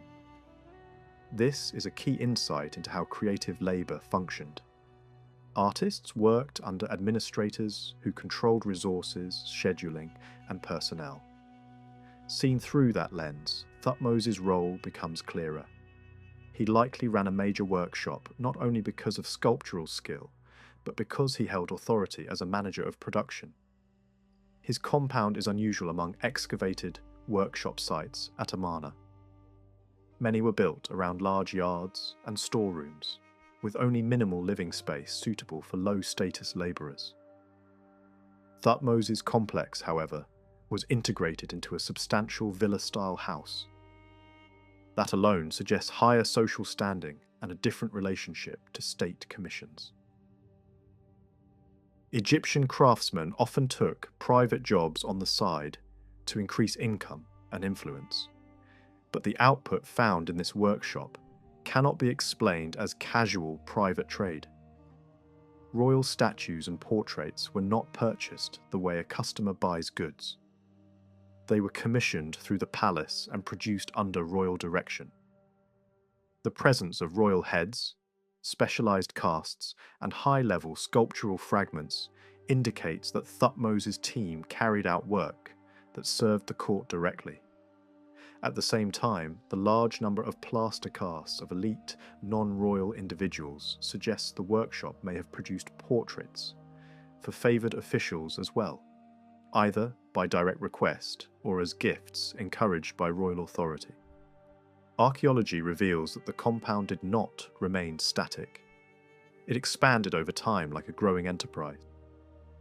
The main house was entered from a side lane, while a larger gate facing a main street likely allowed animals, carts, and heavy stone deliveries to pass through. The approach led into a front yard, then a sequence of entrance rooms opening toward a formal reception hall, supported by columns. Beyond it lay a central living space equipped with benches and a water basin for cooling jars, with private areas such as a washing space and a bedroom connected to it. Storage was tightly controlled. Behind the main house, a smaller yard held grain silos used to make bread and beer, the essential daily staples. The placement ensured supplies could be monitored through the house itself. Ovens occupied one corner of the complex, and a large stable supported the animals and vehicles that marked the owner's status. The workshop spaces were reached by turning off from the entrance route into a set of yards and partitioned rooms. Excavators found heavy traces of gypsum plaster in many of these areas, indicating casting activity. There were also broken fragments of older luxury materials, likely kept for reuse, especially for making the inlaid eyes of new sculptures. Stone carving took place around the main well courtyard, where chips and debris from hard stone were recovered. Nearby, unfinished and nearly finished heads of princesses were found, evidence that royal work was being shaped in this very space. One nearly complete portrait head discovered near a courtyard wall is counted among the greatest surviving pieces of ancient Egyptian art, suggesting the workshop was capable of producing masterpieces, not just routine commissions. At a later stage, the compound gained additional houses inside its walls. One appears to have been built for a younger sculptor and his family, with its own entrance followed later by an even smaller dwelling for another family. These households likely shared core resources, such as the well and ovens, while depending on the main household for grain. Workrooms beside the younger sculptor's house contained heavy stone debris, and high-quality portrait heads were found inside, implying that advanced carving took place there. Another extraordinary royal head was discovered in the working area associated with the second younger sculptor. The pattern suggests that Thutmose's operation became a workshop community, a central household controlling supplies and planning, with subsidiary families carving and producing under the broader umbrella of the compound. Eventually, even this was not enough. The workshop annexed land to the south, adding a second yard with another well, surrounded by small rooms that seemed to have functioned as both workspaces and sleeping quarters for artisans without families. Larger houses in one corner may have served supervisors. The finds from these areas include unfinished royal sculptures and fragments of limbs and hands, as if production had been active until work abruptly stopped or was interrupted. After that, the compound grew again, absorbing another southern plot where traces of a garden shrine remained. Inside this expanded zone, excavators found a headless statue of the chief queen holding an offering plate, and a famous intimate group sculpture showing the king in close contact with a queen or princess. A passage led to yet another house on the west side, hinting at further members of the workshop network beyond the main reconstructed plan. The true importance of the sculptors associated with Thutmose at Amarna does not lie only in how their workshop expanded, but in what happened when that world came to an end. When the royal court abandoned Akhetaten after the death of Akhenaten and followed the young king Tutankhaten, later known as Tutankhamun, back toward Memphis and Thebes, the artists left behind a silent record of their final days. People who depart by choice usually take what still matters to them. What remains is what has lost its value. This was exactly the case at Amarna. The city was not frozen in time like a sudden catastrophe. Instead, it was emptied with intention. Tools, materials, and works that could still serve a purpose were carried away. What stayed behind were objects that had become politically and religiously unusable. In the case of Thutmose and his sculptors, those abandoned objects were images of the former royal family, sculpted faces of Akhenaten, Nefertiti, their daughters, and even the short-lived successor, Smenkhkare, were left behind because their memory no longer had a place in the restored religious order. These images were no longer symbols of power. They were remnants of a rejected past. Among the rooms of Thutmose's house, one small side chamber became the accidental guardian of this artistic legacy. It was not designed as a storeroom for sculpture. Originally, it functioned as a passage and a domestic storage space, holding water jars and household items. At some point near the end of the Amarna period, access to this room was deliberately blocked. Before sealing it, the sculptors gathered unfinished works, discarded models and outdated prototypes and placed them inside. When excavators entered this sealed space centuries later, they uncovered one of the most remarkable artistic deposits in Egyptian history. Dozens of sculptures were preserved exactly as they had been left, including the now famous painted bust of Nefertiti. This discovery did not represent a collection assembled for display. It was the residue of a working process interrupted by political change. The objects in this room were made from three main materials: limestone, quartzite, and gypsum plaster. The plaster pieces are especially revealing. More than 20 plaster faces and heads were found, along with isolated models of ears, mouths, and feet. Some heads were fully shaped, while others showed only the face, sometimes including ears and sometimes not. These plaster pieces were not finished artworks, they were tools of creation. They preserved moments in the sculptor's process, captured before the final form was transferred into stone. Faces were first modelled in soft material, likely clay or wax. These early versions were adjusted repeatedly. At different stages, moulds were taken and plaster casts produced, allowing the sculptor to evaluate proportions, expression, and structure before committing to stone. Some plaster faces appear intensely lifelike, as if shaped directly from observation. Others already show signs of idealization, with standardized eye shapes and smoother surfaces. This variation reflects different moments in the same creative journey. Early casts capture raw individuality. Later ones move closer to established artistic conventions. The eyes are particularly revealing. In some casts, the eye sockets are hollowed deeply, preparing for the insertion of inlaid eyes. In others, the lids remain fleshy and irregular, emphasizing realism rather than formal symmetry. The same progression can be seen in mouths, cheeks, and brows. Interestingly, when these plaster models are compared to unfinished stone sculptures found nearby, there is rarely a direct match. A plaster face does not neatly correspond to a surviving stone head. This suggests a clear working logic. Once a design had been successfully transferred into stone, the plaster model was no longer needed and was discarded. The plaster pieces found in the sealed room therefore represent projects that were never completed.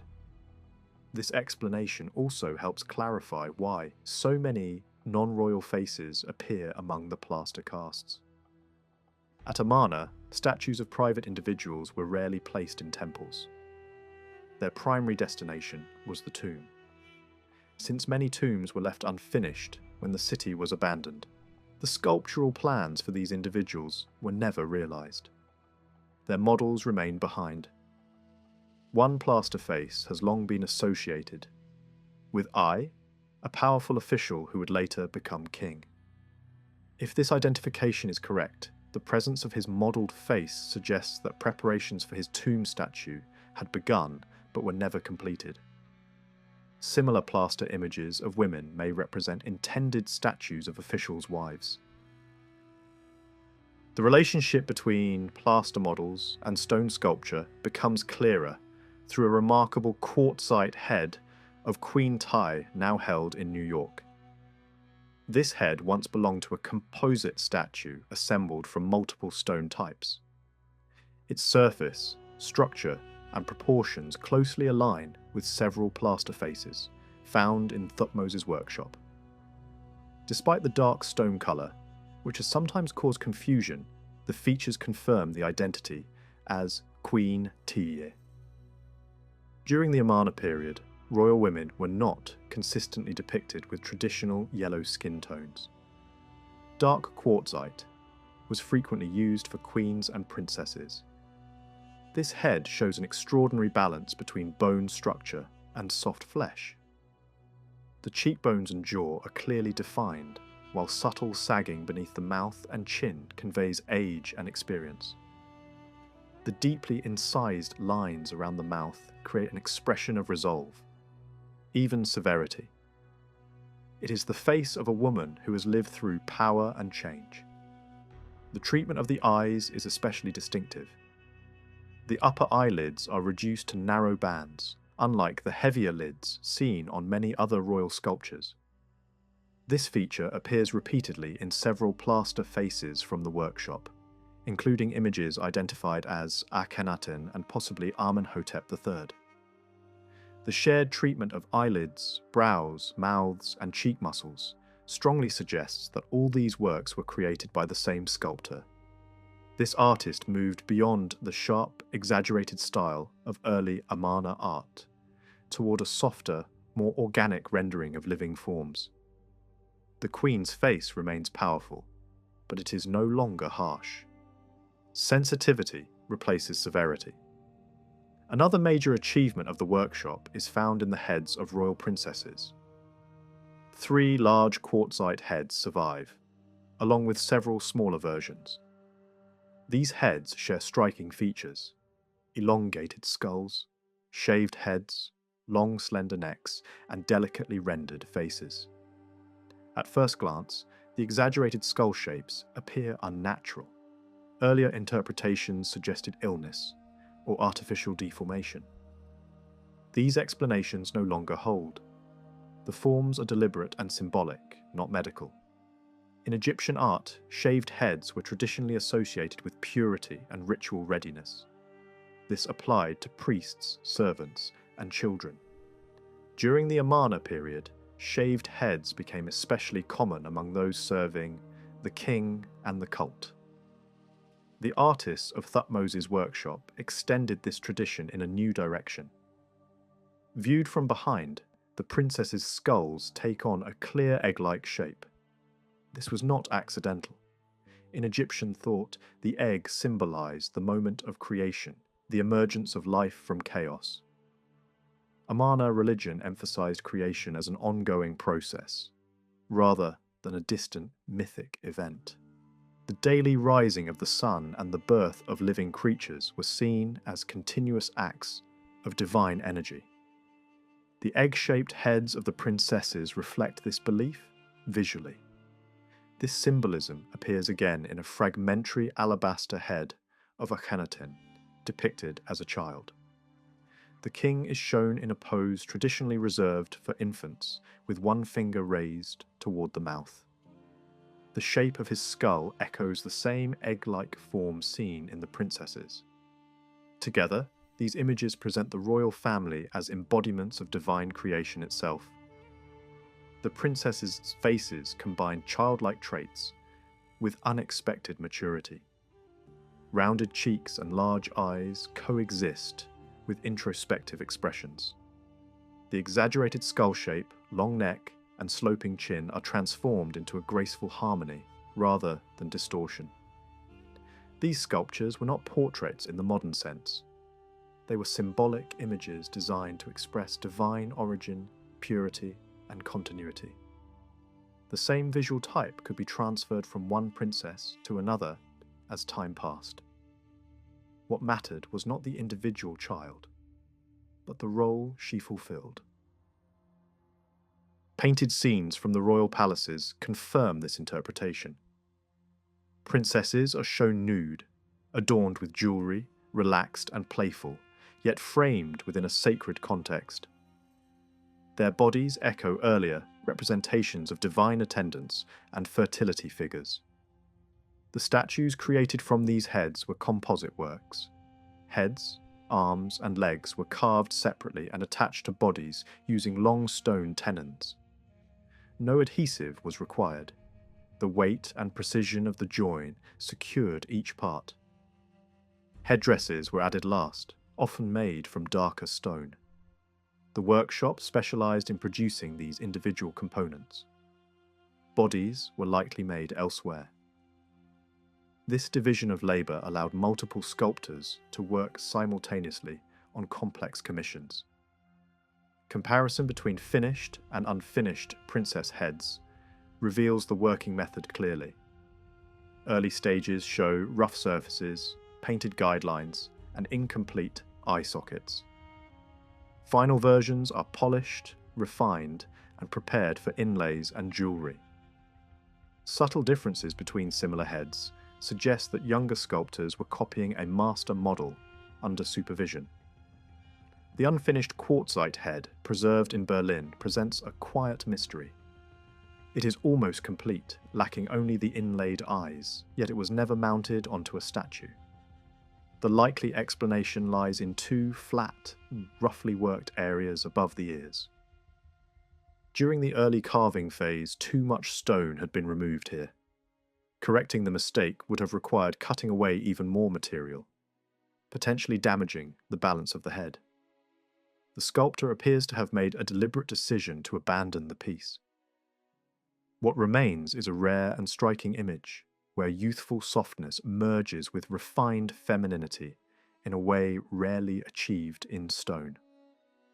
Among the discoveries made in the workshop of the sculptor, Thutmose were several royal busts, carved in limestone. Two of these represent Akhenaten and Nefertiti, while a third survives only from the shoulders down. The king's bust, now damaged, had been intentionally broken before it was buried, leaving its once powerful expression fractured and incomplete. In contrast, the bust of Nefertiti emerged almost untouched, and would become one of the most recognizable works of art ever created in ancient Egypt. Carved from a dense but fragile limestone and coated with fine layers of plaster, the bust includes the head, neck, and upper chest, stopping just above the breasts. The shoulders are sharply cut, giving the figure a precise, almost architectural presence. Except for minor losses along the crown and the uraeus, the surface remains remarkably intact. Rich colour once covered nearly every visible area. The tall crown was painted deep blue and encircled by a multicoloured band edged in yellow to suggest gold. The cobra at the front shared the same golden tone. The queen's skin was rendered in a soft pinkish hue. Dark lines defined the eyes and brows, while her lips carried a deep red tone. The floral collar was alive with reds, yellows, and greens. At the back of the crown, painted bands form a decorative knot from which two long streamers fall over the neck, suggesting light fabric rather than metal. Only the right eye was completed with a crystal inlay. Dark pigment on the back of the crystal creates the illusion of a pupil, while the pale stone beneath forms the white of the eye. The missing inlay of the left eye has long puzzled scholars. Careful examination reveals no trace of adhesive or preparation for an inlay. This strongly suggests that the eye was never meant to be completed. Without both eyes finished, the bust could not have functioned as a cult image. Instead, it makes far more sense as a sculptor's master model. The empty eye socket demonstrates the preparation process for inlay work, something meant to be studied rather than worshipped. Every bust found at Amarna appears to have come from a sculptor's workshop, not from domestic or religious spaces. Seen this way, the extraordinary precision of the bust becomes understandable. The proportions are exact, the symmetry nearly perfect. The face follows a strict system of measurement, using small, repeating units, to place each feature in relation to the others.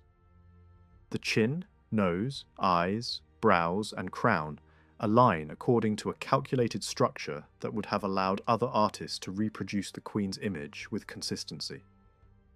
Unlike most Egyptian sculpture, which often tolerates subtle asymmetry, this face is almost mathematically balanced.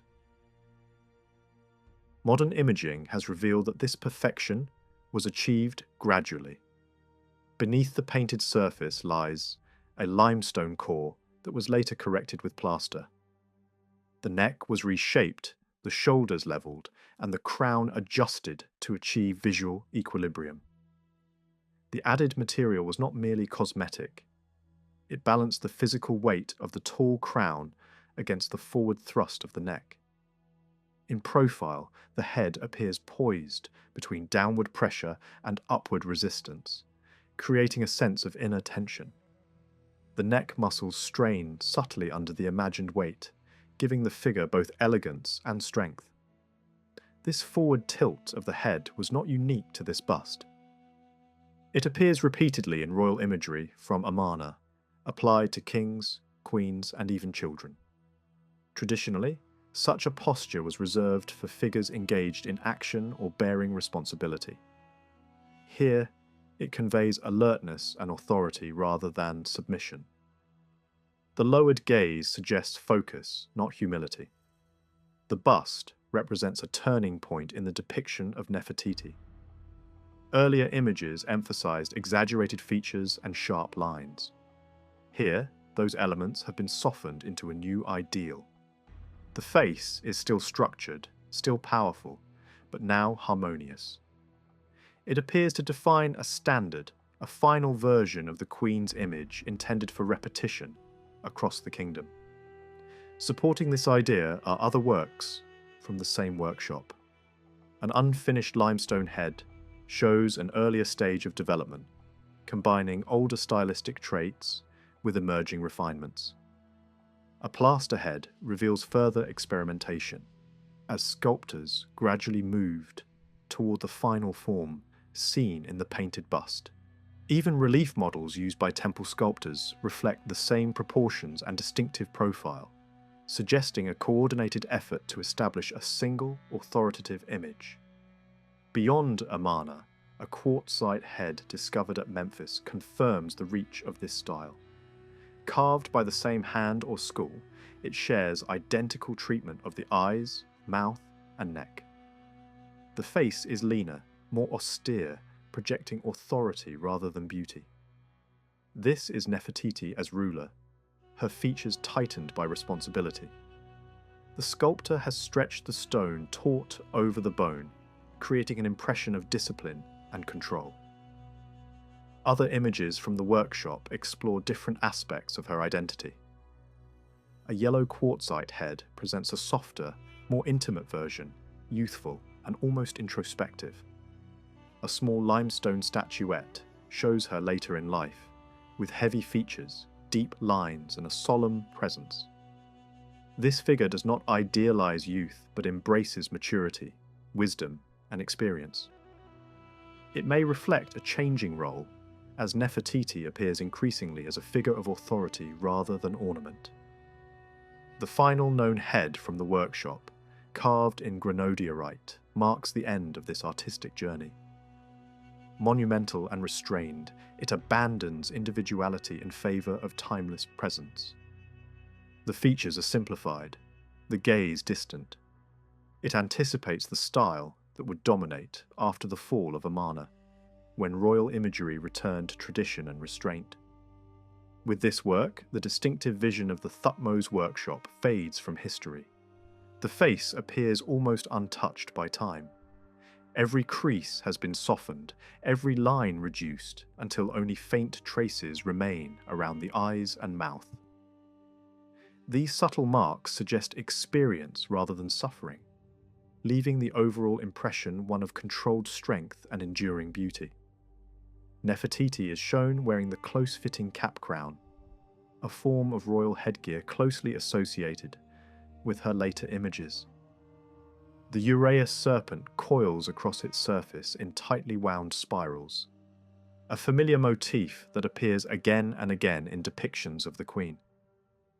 This crown links her directly to other sculptural works that present her not as an idealized young woman, but as a figure shaped by authority and time. Signs of maturity are unmistakable. A deep vertical crease descends from the corner of the mouth. A sharply cut line runs between nostril and lip, and the cheek flattens slightly as the flesh begins to sag. These details echo those seen in other late representations of the Queen. Yet this image is not a repetition. The woman depicted here is neither exhausted nor embittered. She does not carry the heaviness of decline. Instead, her gaze is focused and alert, her chin and neck pushing forward with intention. The inclusion of shoulders and collarbones reinforces this sense of motion and presence. Compared to the king beside her, her face appears more engaged, more active. She is clearly experienced, yet still composed, still commanding. The dignity seen in her monumental stone portraits remains intact. The sculptor heightened this contrast through symbolism. Above the two rulers, twin cobra figures face one another. The serpent associated with the king rises calmly, its body thick and balanced, embodying stability and achieved order. The serpent linked to the queen coils tightly, its hood flared, its posture tense and ready. The visual language suggests a deliberate distinction. The king appears settled, almost withdrawn, while the queen is presented as vigilant and energized, prepared to confront what lies ahead. Not every monument traditionally linked to this moment in history carries the same weight. One carved stone stela, now preserved in Berlin, has often been cited as evidence of shared rule at the end of Akhenaten's reign. It shows two crowned figures seated together, touching one another in a gesture of intimacy. Food offerings fill the space before them, and the Aten's rays descend above. At first glance, the scene seems to confirm the idea of two rulers governing side by side. Yet the style of the carving tells a different story. The facial outlines and bodily proportions belong to an earlier phase of the Amarna period. They resemble the elongated, experimental forms seen at Karnak and in the first years at Akhenaten, before the emergence of Nefertiti's later refined image. This suggests that the monument does not portray a final political arrangement, but rather an earlier moment, possibly a symbolic pairing of father and son. The intimate gestures may reflect continuity of kingship, rather than succession. A far more revealing work comes from a broken relief, now housed in Paris. Two female figures dominate the scene. One, clearly older, sits firmly, her body full and grounded. The other, younger and slimmer, rests across her lap. Their bodies overlap in a way that creates depth and movement, rare qualities in Egyptian relief. The older figure supports the younger with a bent arm, while the younger returns the gesture by placing her arm across the elder's shoulder. Between them hangs a necklace composed of large, gold discs, a powerful symbol of royal favour. The sculptural technique is striking. The relief is shallow, yet the sense of space is complex. Layers of stone rise and fall as garments, limbs, and ornaments intersect. The younger figure appears closer to the viewer, her smooth body partially obscuring the arm beneath. The composition invites close attention, guiding the eye through a carefully orchestrated visual rhythm. At first, this scene was interpreted as a tender moment between a royal nurse and her charge. Yet the presence of the gold necklace complicates this reading. Such insignia were closely associated with the royal family and the ceremonial granting of honour. This opens the possibility that both figures are royal. One interpretation identifies the older figure as the king, depicted with feminine traits, and the younger as the queen seated on his lap. Scenes of this type are known, and the presence of a cosmetic cone and floral offerings supports a palace setting. However, the softness of the older body and the emphasis on age difference weaken this argument. Another possibility is more compelling. The older figure may represent Nefertiti herself, shown later in life, while the younger is her eldest daughter, now grown.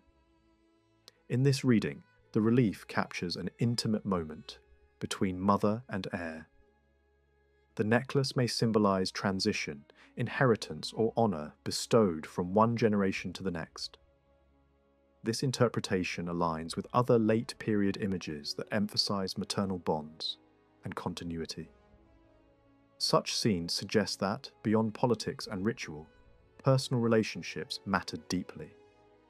The Queen, often presented as a public figure of power, is here shown in a private, almost tender role. The image hints at affection, mentorship, and shared authority within the royal household. The theme of protection becomes even more pronounced in the king's tomb. Deep within the cliffs east of the city, Akhenaten prepared his burial place. The tomb once held a massive stone sarcophagus, its surfaces carved with rays of the sun, God extending outward like a shroud of light. At each corner stood a towering female figure, arms outstretched as if to shield the body within. These figures are identified by inscriptions as Nefertiti. She appears not once, but 4 times, surrounding the king in death. Her form replaces that of traditional protective goddesses. Though her features differ from her familiar portraits, the symbolism is unmistakable. In the face of death, the king is guarded not by distant deities, but by the presence of his queen. The Aten religion offered little comfort regarding the afterlife. It emphasized continuity of existence through memory, ritual, and the preservation of name. In this spiritual landscape, the figure of Nefertiti takes on new meaning. She becomes a source of reassurance, a protector where theology remained silent. This blending of human and divine roles reflects a broader Egyptian worldview. The boundary between God and mortal was never rigid. Kings embodied divine qualities without becoming gods themselves. Queens, likewise, could serve sacred functions without losing their humanity. Nefertiti's presence on the sarcophagus speaks not of deification, but of intimacy, trust, and reliance. Within the private sphere, similar ideas appear in domestic reliefs, known as shrine stelae. These small monuments depict the royal family in moments of closeness. The king and queen sit together beneath the sun disk, children climbing onto their laps, reaching toward their faces, pointing with outstretched fingers. These scenes are playful, affectionate, and deeply symbolic.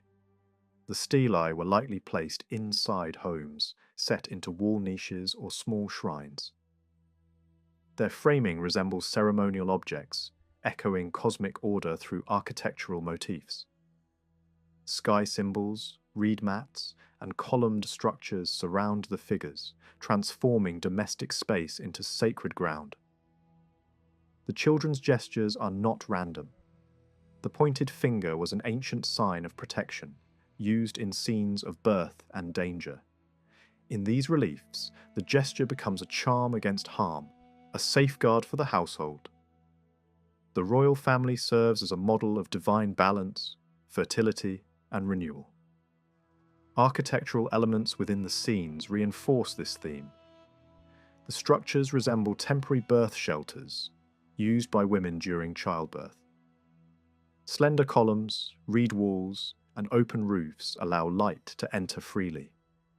The setting suggests not a palace hall, but a space of creation and care. In these images, the royal family embodies the origin of life itself. The sun disk above represents the creative force. The king and queen stand as the first pair, and their children symbolize the continuation of the world.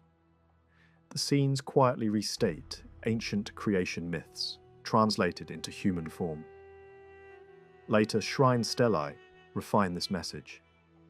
In one, the king presents a disc-shaped earring to his daughter. Her raised hands mirror gestures associated with the rising sun. Jewelry becomes cosmic symbol, reinforcing the idea that life, power, and creation flow through the royal line. Another relief shows the queen placing a floral collar around the king's neck. Papyrus plants rise behind him, recalling scenes of renewal and marshland fertility.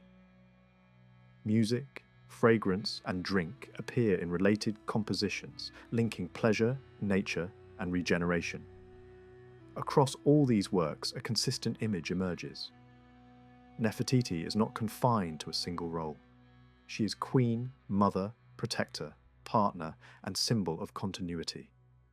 Her image evolves from youthful beauty to mature authority, from public ritual to private devotion. the close connection between the Amarna royal family and the natural world did not exist only within palace interiors or domestic reliefs. It extended far beyond the city itself, into carefully designed landscapes that blurred the boundary between architecture, ritual, and nature.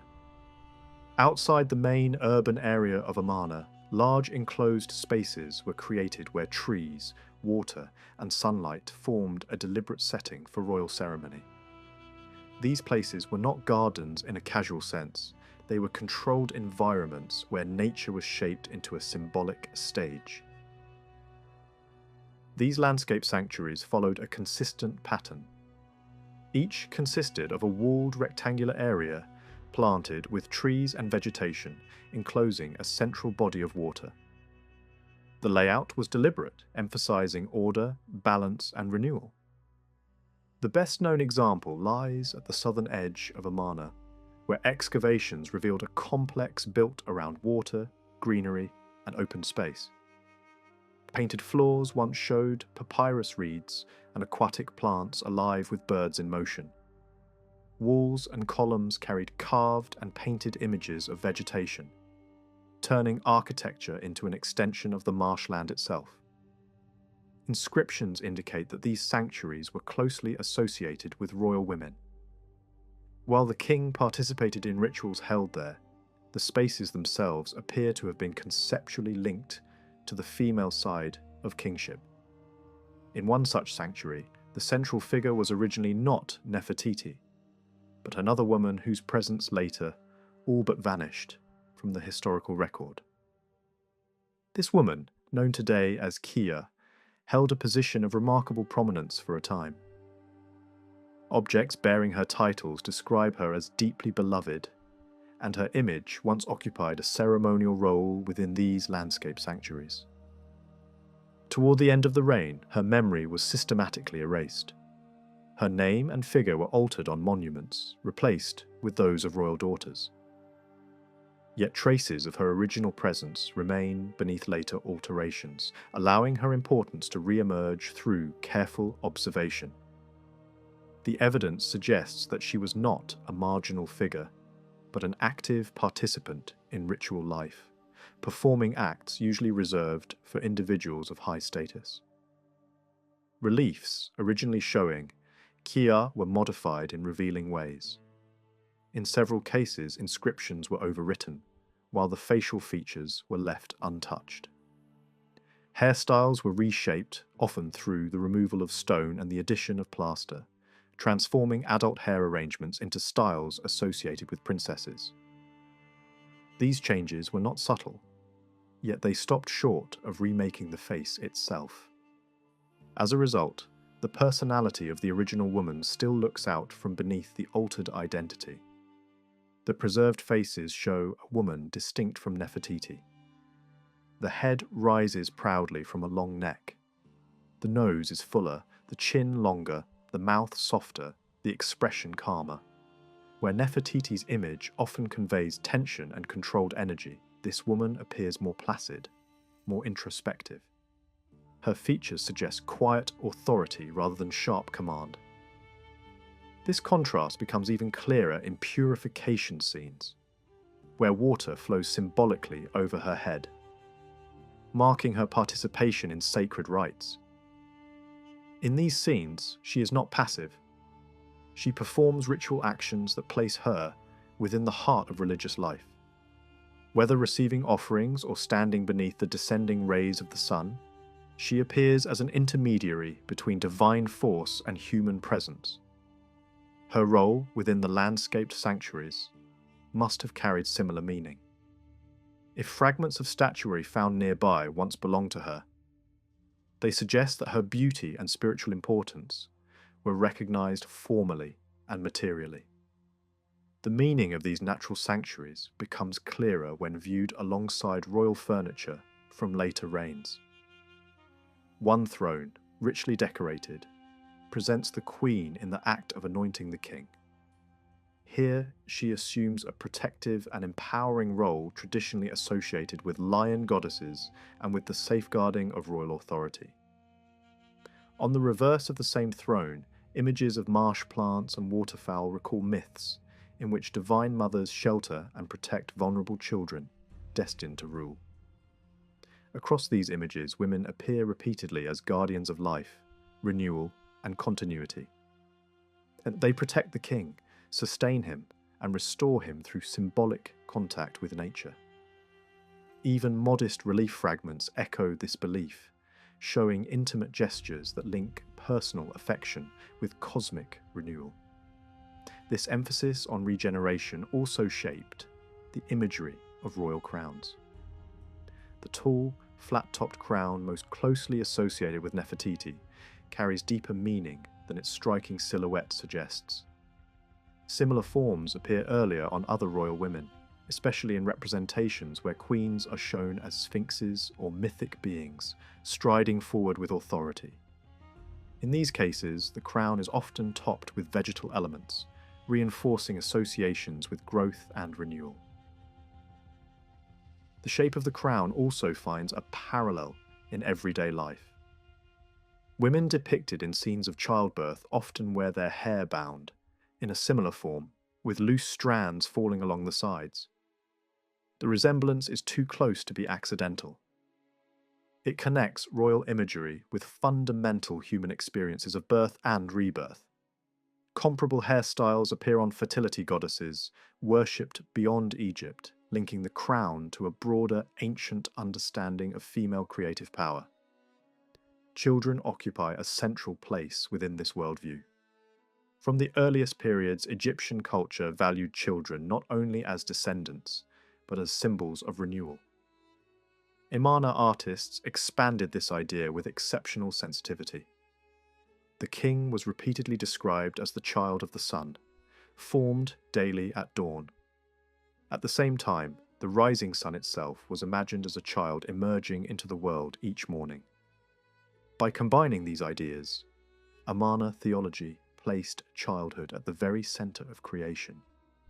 Within this framework, the daughters of the royal couple carried profound symbolic weight.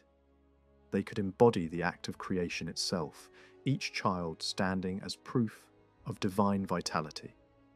Texts celebrate the God who forms life in the womb and sustains it even before birth, using the image of a chick breathing within its shell. These ideas found visual form in the portrayal of the princesses. Among the most remarkable surviving works is a small stone torso of a young princess. Though fragmentary, it captures the physical reality of a girl approaching adolescence with astonishing sensitivity. Her body is softly rounded, lacking the taut lines of adulthood. The proportions differ from those of her elder sister and mother, emphasizing youth rather than maturity. The sculptor rendered the stone so delicately that it seems to carry the softness of living skin. The pose is intentionally awkward. The belly pushes forward, the upper body leans back slightly, and one arm stretches behind her as if seeking reassurance. The figure appears shy, uncertain, and vulnerable. These qualities are not accidental. They convey the emotional state of youth as much as its physical form. The torso was part of a larger group. Other figures once stood beside and behind her, arranged in carefully staggered depth. This recessed composition was used repeatedly in Amarna art to establish hierarchy while preserving individuality. Light and shadow play across the surfaces, giving each figure its own presence within the whole. The depiction of children in Amarna art is remarkably varied. Princesses appear seated, standing, embracing, or turning toward one another. Rarely are they arranged in identical poses. In many scenes, two sisters face each other, forming a private world within the larger composition. Their gestures isolate them emotionally, emphasizing innocence and fragility. Nurses often stand close behind, hands raised protectively. This emphasis on closeness and care reflects more than symbolic theology. It suggests genuine affection. The royal couple appears deeply invested in their daughters, portraying them repeatedly with attention and warmth. At major ceremonial moments, all 6 daughters appear together, behind their parents, forming a complete and harmonious family image. That harmony did not last. The death of one daughter, followed closely by the loss of other royal women, marked a turning point. Scenes in the royal tomb show grief expressed openly, with parents raising their arms in despair. Other images present the lost child within symbolic structures associated with rebirth, suggesting hope rather than literal narrative. After these deaths, the stability of Amarna society seems to waver. Religious policies intensified. Roles within the royal family shifted, and public dissatisfaction grew elsewhere in Egypt. Objects linked to the princesses, tiny vessels, writing tools, miniature figures, speak quietly of lives cut short and futures unrealized. Some funerary objects complicate the picture further. Carved heads used as lids for ritual vessels differ noticeably from known images of the princesses. Their facial features align more closely with those of an older queen, suggesting that memory, identity, and reuse overlapped in ways that remain difficult to untangle. In death, royal women may have been reshaped into idealized forms, reflecting not their age at death but their desired renewal. What emerges from all this is not a clear historical narrative, but a powerful artistic one. Femininity was essential to the religious vision of Amarna, not as an accessory, but as a necessary counterpart to male authority. Queens and daughters embodied creation, continuity, and renewal. Their images could be altered, replaced, or merged, yet their symbolic role remained constant. In sculpture, individuality breaks through more clearly. Faces reveal age, experience, and personality. Over time, artists refined their approach, moving from distortion toward balance, from abstraction toward subtle naturalism. Light itself became a shaping force, defining bone, flesh, and surface with clarity unique to the Egyptian environment. When Amarna ended, this artistic experiment did not vanish entirely. In the years that followed, echoes of its style reappeared in softer, more controlled forms. Youth and maturity were again distinguished, though within a more traditional framework. The intense naturalism of Amarna gave way to gentler idealization, yet traces of its vision endured. In the unstable political landscape that followed AKHENATEN'S death, youthful figures shaped by innocence and fragility could not have survived. A girl of tender age, such as the one represented in certain late Amarna sculptures, would have been powerless amid the rivalries, negotiations, and sudden shifts of authority that defined the moment. The royal woman who attempted to intervene directly in international affairs was clearly of a different stature. According to foreign accounts, this queen announced the death of her husband and declared that she had no male heir. She refused to elevate any subordinate from within her own court, and instead sought a husband beyond Egypt's borders, insisting that such a man would rule beside her as king. The proposal was extraordinary. It reveals a woman who understood her precarious position and attempted to secure legitimacy through diplomacy rather than force. Yet the plan failed.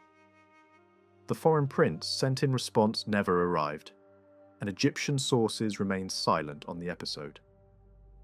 Whatever hopes were placed in that alliance vanished without resolution. While this dramatic attempt faded into uncertainty, power within Egypt continued to shift. Evidence from later reigns shows the steady rise of a military leader who would eventually claim the throne. At this stage, he had not yet reached the summit of authority, but his influence was expanding. He moved carefully, consolidating control while awaiting the moment when circumstances would favour his ascent.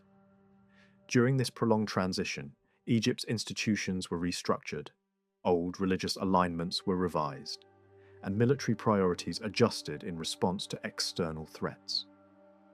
Against this backdrop, images of youthful sweetness and quiet charm appear strangely disconnected from reality. Sculptures celebrating innocence and idealized beauty seem almost escapist, as if clinging to a vision of stability that no longer existed. They carry a subtle melancholy, a retreat into an ideal world untouched by political danger. A very different mood emerges from a limestone statue of a mature woman carved during this transitional era. Only the upper part of the figure survives, but it conveys remarkable psychological depth. The woman is seated, her posture composed and contained. She wears a finely pleated garment and a broad floral collar carved with care. Her left arm bends gently across her body, the hand once holding a lotus bloom, a gesture that suggests both offering and reflection. A patterned bracelet encircles her arm, adding a quiet note of refinement. Her hair is arranged in an elaborate wig that envelops her head and shoulders. Thick masses of carefully worked curls frame the face, while finer strands are gathered into crescent-shaped sections beside her cheeks. Decorative elements crown the wig, enhancing its monumental presence. This elaborate structure creates a play of light and shadow that deepens the sculptural effect. The face itself is the most compelling element. From the front, it reveals strong bone structure and subtle modelling. High cheekbones, a firm jaw, and pronounced brow ridges define the features. The cheeks are slightly hollow, the mouth closed with restraint rather than softness. The eyes appear heavy-lidded and thoughtful, set beneath brows that cast deep shadows. They seem to gaze downward, not in submission but in introspection. Age is present, but it is conveyed with restraint. There are no deep lines, no exaggerated sagging of flesh. Instead, maturity is expressed through tension in the neck, slight fullness beneath the chin, and the quiet weight carried in the gaze. The sculptor chose not to repeat the bold realism of earlier Amarna portrayals of aging. Instead, experience is suggested through balance and control, through what is implied rather than openly shown. This approach reflects a deliberate fusion of styles. The artist clearly understood the expressive power developed during the Amarna period, especially the careful observation of anatomy and the subtle treatment of flesh. At the same time, there is a return to older conventions. The figure remains composed, dignified, and reserved, echoing long-standing ideals of feminine decorum in Egyptian art. The surrounding symbols reinforce this balance between life experience and renewal. The floral motifs carved into the collar and the lotus once held in her hand point toward rebirth. In Egyptian belief, flowers were never mere decoration. They carried deep associations with regeneration and the promise of continued existence beyond death. This statue was likely created for a funerary setting, where such imagery would have carried particular resonance. Stylistic features and material choices suggest that the statue was produced in a major artistic centre outside Amarna, probably for a tomb in the traditional burial grounds, near the old capital. Comparable works from the same region show similar combinations of refined craftsmanship and restrained expression. The individuals commemorated in these sculptures belong to the elite who served the court during the reigns immediately following Akhenaten. The presence of Amarna influence in these later works is unmistakable. Artists trained during that experimental period carried its lessons with them when they returned to older centres. They did not simply abandon what they had learned. Instead, they adapted it, blending naturalistic observation with established traditions. The result is a quieter, more introspective form of portraiture.